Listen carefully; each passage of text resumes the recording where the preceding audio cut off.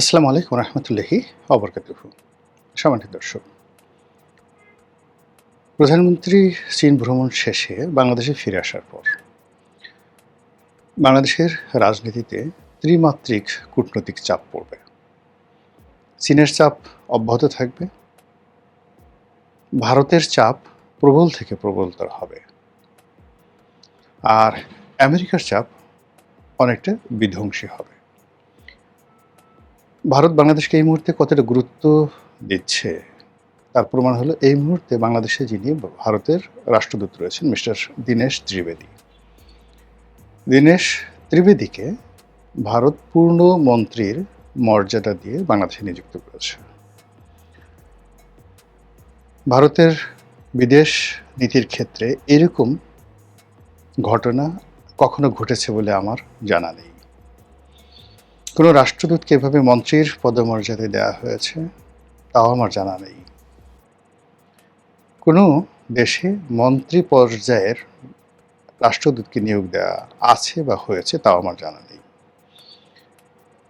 এর আগে বাংলাদেশে যারা রাষ্ট্রদূত ছিলেন, মানে আমি যাদেরকে দেখেছি প্রথম থেকে, এরা সবাই পররাষ্ট্র মন্ত্রণালয়ের জুনিয়র এডিশনাল সেক্রেটারি ছিলেন এবং পরবর্তীতে অনেকে সিনিয়র এডিশনাল সেক্রেটারি হয়েছেন।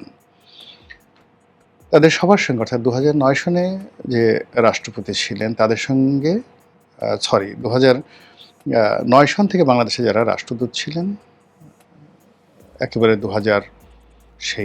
18-19 সন পর্যন্ত এদের সবার সঙ্গেই ব্যক্তিগত একটা সম্পর্ক, পরিচয়, জানাশোনা ছিল, কারো কারোর সঙ্গে বন্ধুত্বও ছিল।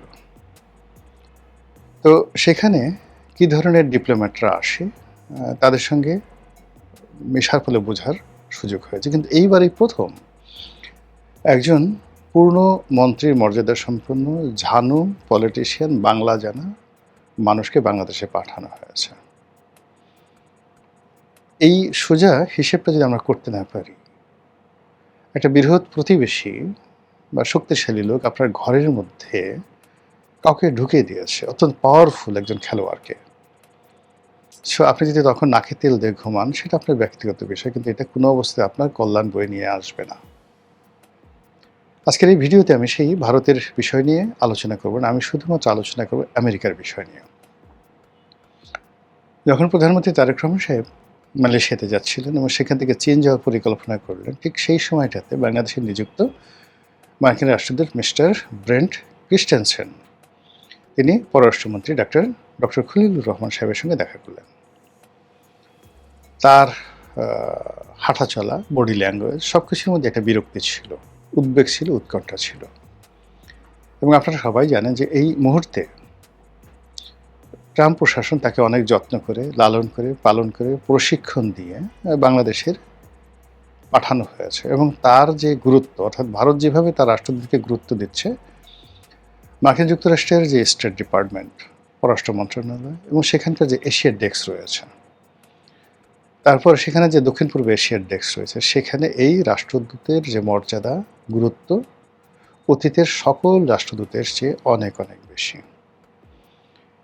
একটা সময় দক্ষিণ পূর্ব এশিয়ার উপমন্ত্রী ডোনাল্ড লু, তার কথা আমরা সবাই জানি, অত্যন্ত ক্ষমতাধর ব্যক্তি ছিলেন। ঠিক এই সময়টাতে ওরকম কারো নাম শোনা যাচ্ছে না। কাজেই এখানে এই মুহূর্তে দিল্লিতে যিনি আছেন মার্কিন রাষ্ট্রদূত, তার চেয়ে বাংলাদেশের মিস্টার ব্রেন্ট ক্রিস্টেনসেন, তার গুরুত্ব আমার দৃষ্টিতে কোনো অংশে কম নয়, বরং ক্ষেত্র বিশেষে, আঞ্চলিকতার ক্ষেত্রে, মিলিটারি ইনভলভমেন্টের ক্ষেত্রে এবং ভবিষ্যৎ মার্কিন রাজনীতি এবং কূটনীতির ক্ষেত্রে দিল্লির চাইতে ওয়াশিংটন এখন ঢাকাকে গুরুত্বপূর্ণ মনে করছে ডিউ টু চীন। কেননা দিল্লিতে চীনের কোনো অংশগ্রহণ নেই, দিল্লিতে চীনের আসলে কিছুই করার নেই। কিন্তু ইসলামাবাদে যে আছে কিংবা ঢাকাতে যে আছে, তার সঙ্গে দক্ষিণ পূর্ব এশিয়ার ডেস্ক, তার সঙ্গে এশিয়ার ডেস্ক এবং পেন্টাগন, তারপর তাদের যে ইন্দো প্যাসিফিক যে কমান্ড, যদিও ইন্দো প্যাসিফিক কমান্ড এখন তারা ডিজলভ করে দিয়েছে, তো এই ইন্দো প্যাসিফিক ডিজলভ করে দিয়ে যদি তারা বে অফ বেঙ্গল যাকে বলা হয় কমান্ড তৈরি করে, আলাদা নৌ ফোর্স তৈরি করে, এতে আশ্চর্য হওয়ার কিছু থাকবে না। এবং সেই প্রাণপুরুষ মিস্টার ব্রেন্ট ক্রিস্টেনসেন তিনি যখন এসছেন, আমরা সবাই বলেছিলাম এবং আমাদের সবাইকে জানানো হয়েছিল যে তিনি একটা বিশেষ উদ্দেশ্যে এখানে এসেছেন, ট্রেনিং দিয়ে তাকে পাঠানো হয়েছে এবং তিনি একটি বিশেষ মিশন বাস্তবায়ন করে তারপর এখান থেকে যাবেন। ডোনাল্ড এবং পিটার ডি হাস যে কাজটি করে গেছেন, মার্কিন ডিপ স্টেটে যে কাজটি করে গেছেন, সেটিকে যদি আপনি একটা রেভলিউশন বলেন, সেই রেভলিউশনকে, অসমাপ্ত রেভলিউশনকে সমাপ্ত করার জন্য এই মিস্টার ব্রেন্ট ক্রিস্টেনসেন এখানে এসেছেন। ডক্টর ইউনূসের প্রতি তাদের ভরসা ছিল, আবেগ ছিল, আরও অনেক কিছু ছিল, কিন্তু ডক্টর মোহাম্মদ ইউনূস তাদের সবাইকে হতাশ করেছেন। তো তার প্রেক্ষিতে যে নির্বাচন হয়েছে, তারেক রহমান সাহেব আসছেন, তার উপরে মার্কিন যুক্তরাষ্ট্রের অনেকগুলো বিধি নিষেধ, অনেকগুলো চুক্তির বাধ্যবাধকতা, আর অনেক কিছু চাপিয়ে দেওয়া হয়েছে।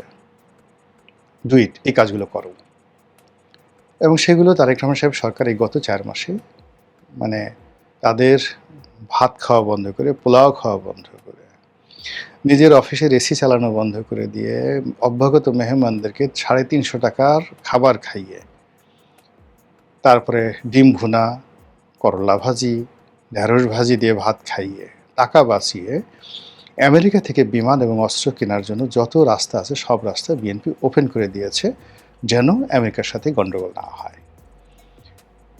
কিন্তু বাজেট, চলমান প্রকল্প, যেটা অর্থমন্ত্রী বলেছেন যে বিগত সরকারের আমলে অন্তত 1,500 প্রকল্প এখন অসমাপ্ত অবস্থায় আছে, যেগুলো বাদ দেওয়া যাচ্ছে না, ঋণের বোঝা বহন করতে হচ্ছে, এবং এগুলোকে সমাপ্ত করার জন্য তার টাকা দরকার। কিন্তু টাকা তার নাই। আমেরিকা তো আপনার টাকা দেবে না, সে সুদে নেবে। ফলে তারেক রহমান সাহেবকে বাধ্য হয়ে চীনে যেতে হয়েছে। আর চীনে যাওয়ার ব্যাপারে এই ব্রেন্ট ক্রিস্টেনসেন সহ তার total chain, including mister Donald Trump, একেবারে চোখ দুটো গোল গোল করে বাংলাদেশের দিকে তাকিয়ে আছে, এবং সেটার বহিঃপ্রকাশ একের উনি যাওয়ার আগেই পররাষ্ট্রমন্ত্রী খলিলুর রহমানকে জানিয়ে দেওয়া হয়েছে। তো এখন তারেক রহমান সাহেব বাংলাদেশে আসার পরে আমেরিকা কি করবেন?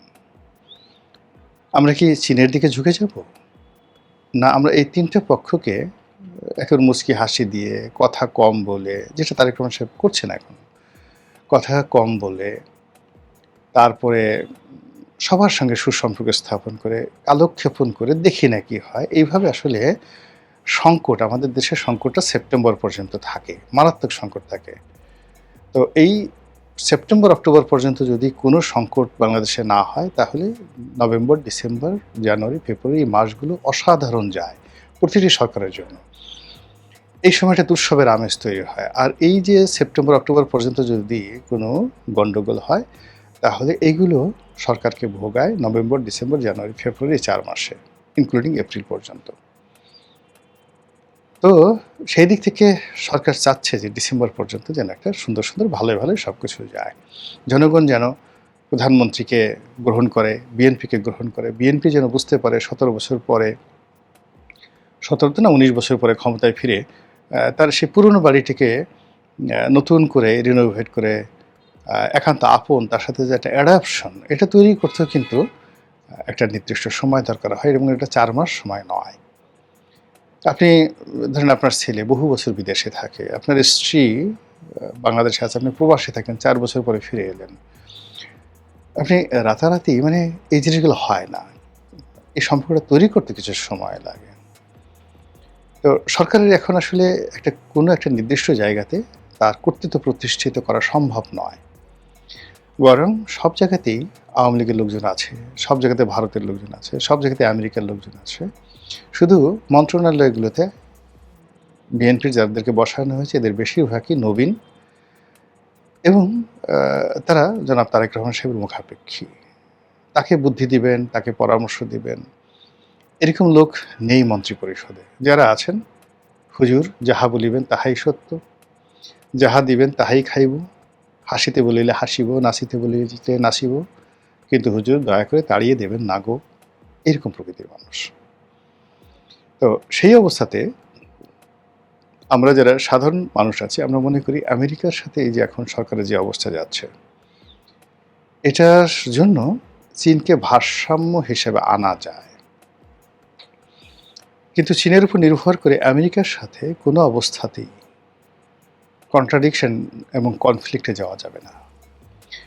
এমনকি তাদের সাথে যদি আমাদের যে এক্সপোর্ট আছে, আমরা যদি পুরো ইউরোপে এবং আমেরিকাতে এক্সপোর্ট না করি, কোনো এক্সপোর্ট করব না, তবু আমাদের কোনো সমস্যা হবে না। কিন্তু আমাদের পুরো ব্যাংকিং কার্যক্রম, ডলার নির্ভরতা, আমাদের গোল্ড মার্কেট, আমাদের আমদানি বাণিজ্য সব জায়গাতে মানে এমন যাকে বলা হয় জাহান্নামের গজব তারা শুরু করে দিতে পারে আমেরিকা। তা নর্থ কোরিয়াতে গেলে বুঝতে পারবেন, ইসরায়েল মানে ইরানে গেলে বুঝতে পারবেন যে মার্কিন নিষেধাজ্ঞার ধকল, ইয়ামেনে গেলে বুঝতে পারবেন যে কি নির্মম সেখানে চলছে। তো কাজেই আমেরিকার সঙ্গে আমাদের আসলে পাঙ্গা নেওয়া যাবে না। আমেরিকা এবং ইসরায়েল সুযোগ খুঁজছে।